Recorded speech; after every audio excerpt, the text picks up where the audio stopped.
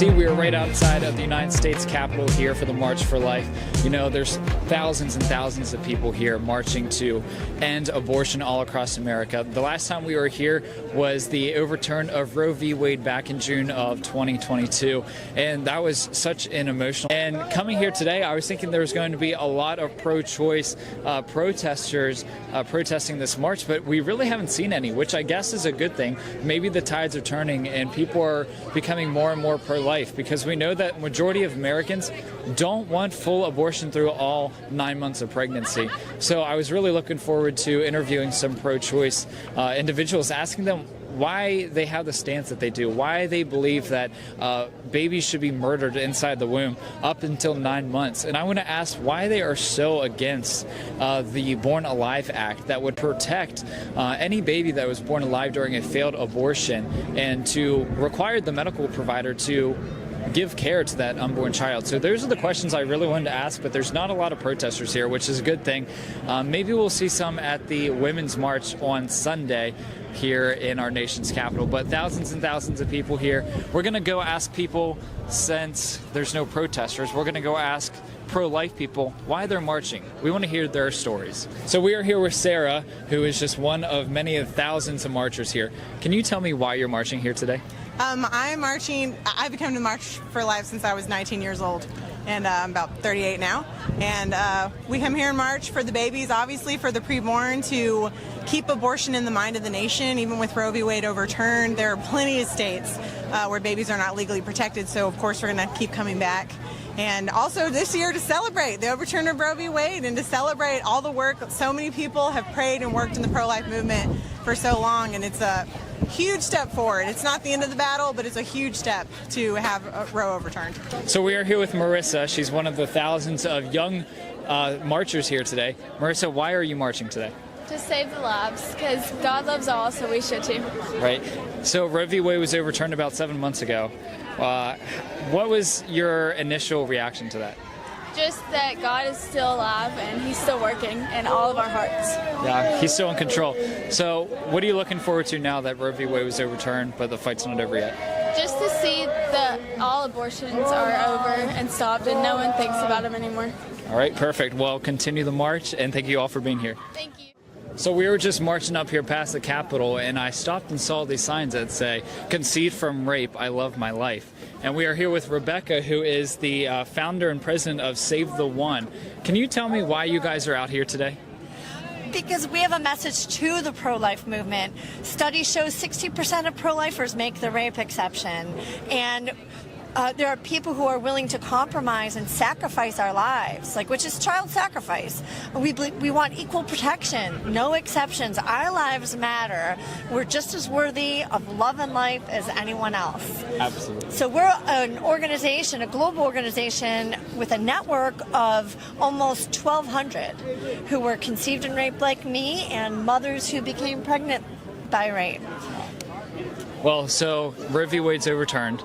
Now the fight's taken back to the state level. And that's the one thing I always hear is, well, what about rape? So what are you hoping to see at the state level, legislative-wise, to protect the unborn? Well, first of all, we want pro-life leaders to invite us. We have a database where we can find people in every state who will go testify. I'll fly around the country. I've been testifying for decades now. I'm also an attorney. And if you don't have people there to testify, you're not trying. So please use us, use our stories, invite us out, and let's make a difference. You only have rape exceptions because you have rape exception politicians, and you have them because you have pro-lifers who are willing to support them. So if you want to change hearts and minds, like I was able to change the heart of Governor Rick Perry and Newt Gingrich during their presidential campaigns. Wow. You can change hearts and minds with real stories, with real people. So contact us, invite us, and let's make a difference. Right, so where can people find out more about you? SaveTheOne.com. And any social medias? Yes, of course. Save the One is on all Everything? the social media, and also our Spanish division is Salvador El Uno. That's, we have over 100,000 on our Spanish page, Wow. 100,000 followers. So we have a book in Spanish, and just please utilize our stories. That's what we're here for. Perfect. Well, can you tell me why you're pro-choice? Why? You're out here very boldly with your small sign. What was that? Why are you holding your sign if you don't want to defend your opinion? You don't need to defend it? Why do you accept murder? And why are you proud to murder? Are you proud to control women? We're not controlling women. I'm pretty sure that the right to life is a fundamental right. I think the right to choose is the right to choose. I think the right to life trumps everything else, correct? It's your first fundamental right. I think that's very different. And the right to choose is where in the Constitution, where in our founding documents? A lot of rights in the founding documents. I'm sorry, what? A lot of rights not in the founding documents. Okay, but you just said the right to choose is a fundamental right. Where? A lot of fundamental rights that are explicitly in our founding documents. Okay, so give me something that would relate pro-choice and choosing as a fundamental right. The right to end in a life. Your investment, go to law school. Tell me. It's not your job to tell me, but you're out here with the sign. My sign, I am the post-Roe generation. Roe v. Wade was overturned June 24, 2022.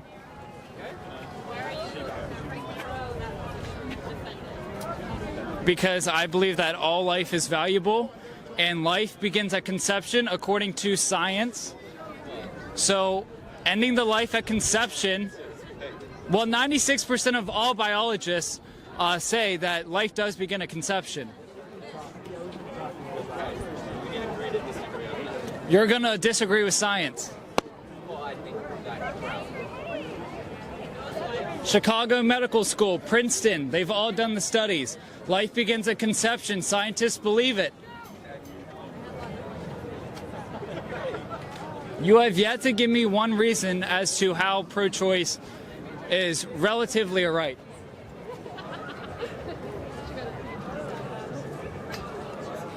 Are you guys staffers? I assume so. You're inside here. Democrat staffers can't give me an answer. Imagine that. Just like the politicians they work for. It's pretty simple. Life begins at conception. Abortion's murder. Doesn't get any easier than that. So it's great to see all these young people out here today. We are the future of this post-Roe generation. So can you guys tell me why you're out here today for this march? I'm just here because I believe that everyone deserves the right to life. It's in the Constitution.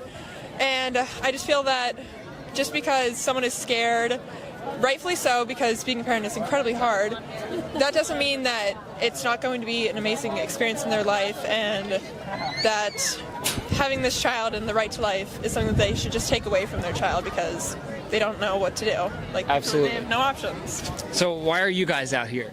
I'm pro-life. You're pro-life? How about you? Are you pro-life? We love to see it. Why are you out here today? I'm out here because I think that the right to life it's a special right, because it's not like us all already born humans. They are like the weakest of us all, and they deserve the most protection as possible. And quite frankly, the government is here to protect our God-given rights. The government doesn't give babies the right to life, but the God does. God gives every single human being the right to life. And any government that doesn't uphold the right to life is a government that we need to be here day in and day out, protesting, fighting for the right to life. And we did get our victory on June 24, 2022. I'm going to be voting for this guy someday. I think he should take my job. Now your shirt. You know, I can't get over this shirt, but I guess you're pro-life, right? Yeah, I am. Okay, well, I'll forgive you for the shirt. I'm a Gamecock fan, all right? Okay. All right, so why are you out here today? I'm out here because I believe being pro-life is pro-women, and we need to empower, and we have the resources to empower all women to have their children if they're in those circumstances and pursue the life that they want and the life that they can have. Absolutely. Well, thank you all for being out here today and supporting the right to life. Thank you. All right, so we are here with Lauren right outside the Supreme Court with Progressive Anti-Abortion Uprising. It's one of the best scenes I could ever see around here, because we might not agree on anything else, But when it comes to this issue, we are united against abortion. Why is it so crucial that this becomes a bipartisan issue and that Americans unite on the issue of abortion?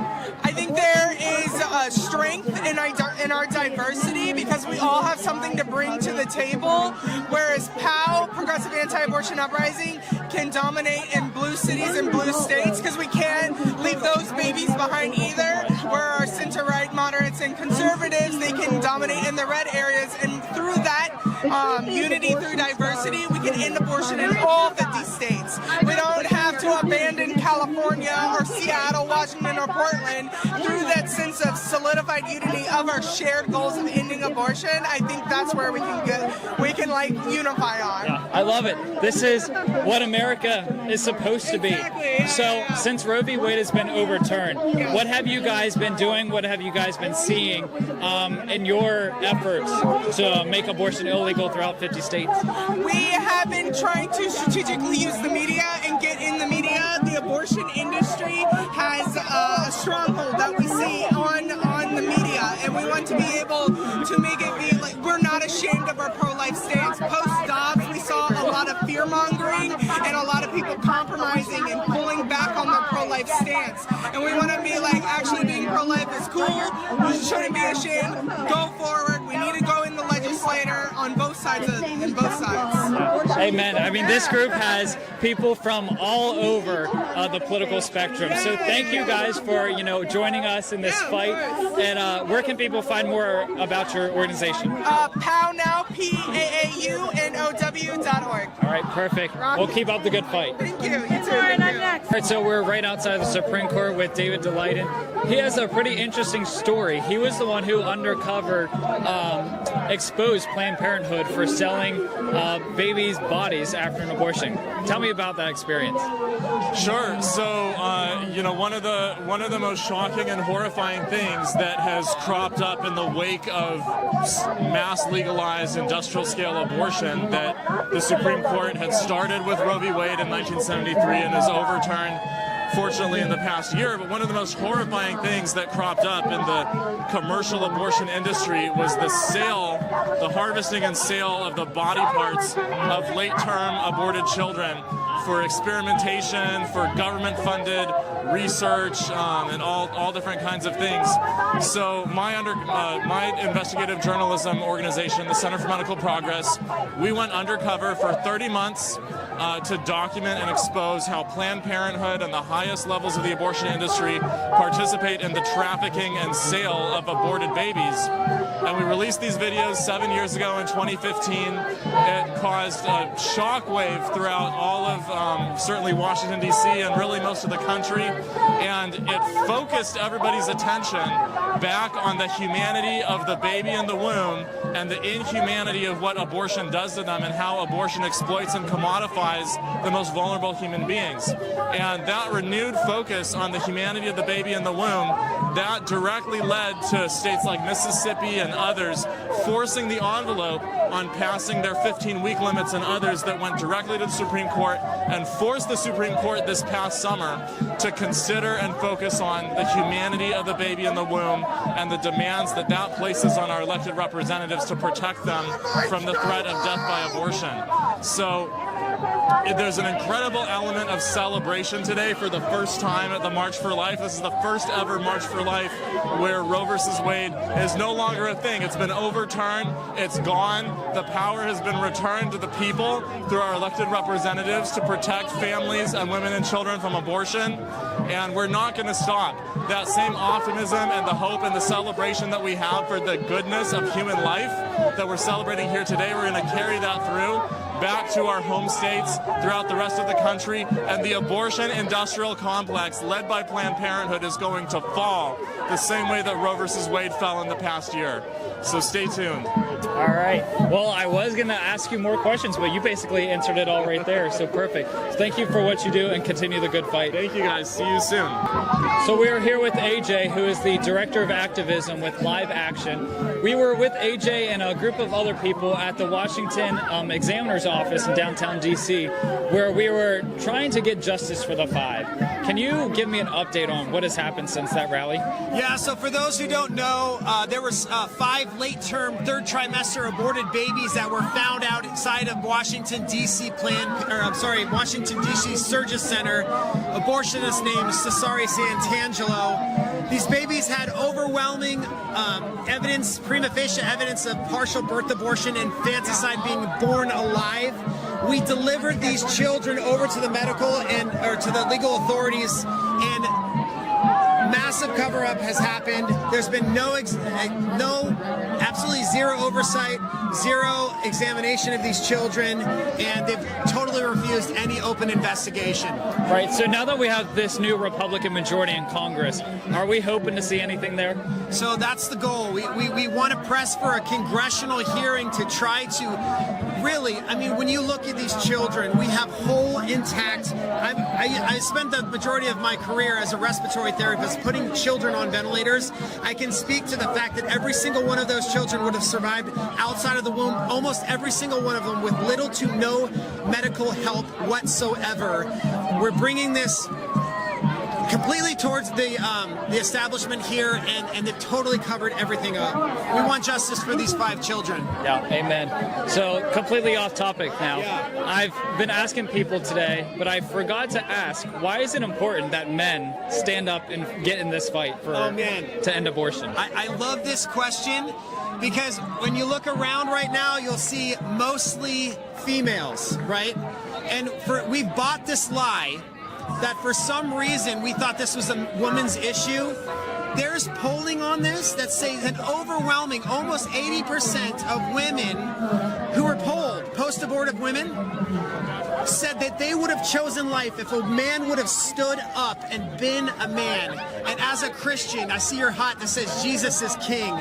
God has called us men to stand up and protect the children of this nation, and we will not be silenced into thinking that that is not our responsibility, that we can't stand for the little women in the womb. And half of the babies that are being aborted are men. So I will stand up for my half of that equation also. Absolutely. Well, men were created to be the protectors and the providers, so we should take that role up and take it seriously. Absolutely, brother. Absolutely. Well, AJ, thank you for being here. Thank you for fighting, and keep us updated on what happens with the Justice for the 5. Thank you, and thanks for CPAC for all you guys do. I'm so happy that you guys are fighting this and pushing back. What a time to be alive right now. Right? Absolutely. Yeah. And we need everyone to get in this fight and join us. Absolutely. There's something for everyone in this movement, from the old lady sitting at home to the young child, man. I held in my arms a little child, and when you look at a child, you realize there's no difference between a child that's freshly out of the womb and one inside. Location does not determine the humanity of a child, a degree of dependence, anything that arbitrary categories that we put on it, those do not define your humanity and your worth. Yeah.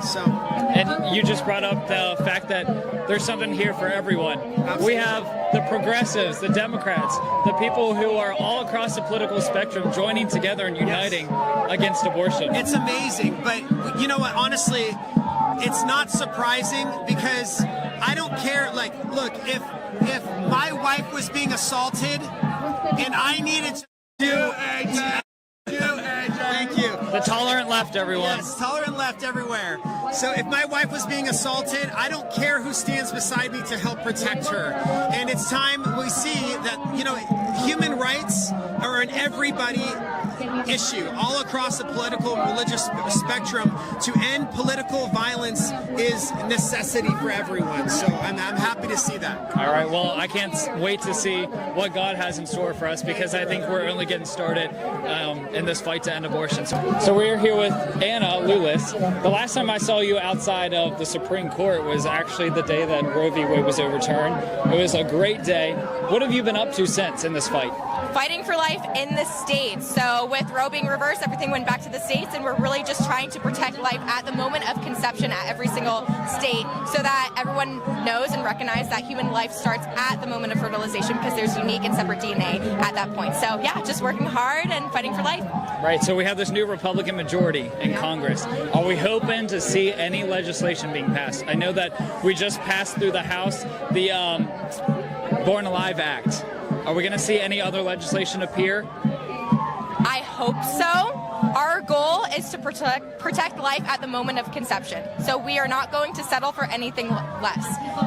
And so when we get to that point, I think the battle has just begun. So I would like to see more legislation come through, specifically if they want to do like 15 weeks, I don't think that's good enough. And the pro-life movement is going to be fighting until every single human life is protected when it comes into existence, which is at the moment of fertilization. So yeah, we want to protect life at conception, and we'll be fighting until that happens. Perfect. Well, we got a long fight ahead of us, so keep it up. Thank you so much. All right, so we're out here again in front of the Supreme Court, this time with Seth. Why are you out here today at this march? Yeah, well, I've been a pro-life activist since I was a fetus. My mother was a director of a pregnancy resource center when she was pregnant with me in the early 1990s. I grew up doing the Walk for Life at my local level, and then I've been a pro-life speaker, and I'm now the CEO and founder of the White Rose Resistance. And isn't it funny? You know, the left's always screaming about how our democracy is in danger, right? January 6th, our democracy, greatest threat. Roe v. Wade gets overturned. Now states can pass their own pro-life laws. They can ban. Isn't that democracy? Right, and all the headlines from the activist media and the Clinton News Network and the journalistic prostitutes for the culture of death all said that Roe getting overturned was an example of the greatest threat to freedom and democracy. And I feel like the Princess Bride, right? Like, I don't think that word means what you think it means. And so I think we have to start recognizing that they never cared about freedom or our democracy. They cared about their oligarchy and power. And where is that more evident than the destruction, dismemberment, dissection, and disembowelment of over 65 million unborn children in America since 1973? And so this is the first march since the overturning of Roe versus Wade. Right. And so this is an incredible opportunity for America to sort of gird up her loins again and recognize that this is not the end of the pro-life movement. It's actually the beginning of the pro-life movement, because the judicial tyranny of Roe v. Wade that took that voice away from the American people is now returned to we the people. And now we're working towards a world where every unborn child is protected from the moment of conception. Right, and this is exactly what America is supposed to look like. Civil discourse. Yeah. But we're seeing a good amount of men out here today. Why is it so important that men get involved in this fight? Well, I mean, it takes two to tango, doesn't it? You know, we're always told to follow the science, right? Isn't that funny? Fauci and all these people who are pro-abortion. The problem with following the science is you end up becoming pro-life. The science of embryology has been very clear from the beginning. Human life begins at the moment of conception. That woman didn't just impregnate herself, right? That took a man to do that, and that's sperm and egg come together, sperm and egg die, and a new human being comes into existence. And so the men are kind of the hidden tragedy behind abortion after the unborn children that are killed, because nobody talks about the man. The Guttmacher Institute, which is Planned Parenthood's statistical research branch, has found that the vast majority of reasons women choose abortion is because of the absence of a father, whether it's financial difficulties, relationship problems, inability to care for dependents. These are some of the primary reasons women choose abortion. Well, what's the common denominator there? Where's the dude? That's the common denominator. So when men step up and say, hey, I'm a father, that's my child, women tend to choose life, because this is the building block of society, isn't it? The family. Right. I mean, we're seeing a lot of problems that are the root cause because of fatherlessness all across America. So I heard that you're one of the best pro-life speakers. So where can people find more about you, and what's your social? Yeah, it's SethGruber.com. The Instagram is SethGruberOfficial, and I'm the CEO and founder of the White Rose Resistance, which is www.thewhiterose.life. And so we're rebuilding the White Rose Resistance of Christian resistance fighters from Nazi Germany to build the army of resistance that we need to bring about an end to our silent but far more deadly Holocaust of abortion. Perfect. Well, thank you for being here, and thanks for speaking with us. Absolutely. Thank you. Well, that's a wrap here from our nation's capital for the 2023 March for Life, the very first March for Life in a post-Roe America. We heard from many different people, and it seems like the consensus is that we want protection at conception, and this fight has only just begun. We're taking the fight now at the state level, trying to push legislation in our state legislatures to protect the unborn, and we're not going to stop until abortion is illegal in all 50 states. So thank you all for watching America Uncanceled. We'll see you next time. God bless.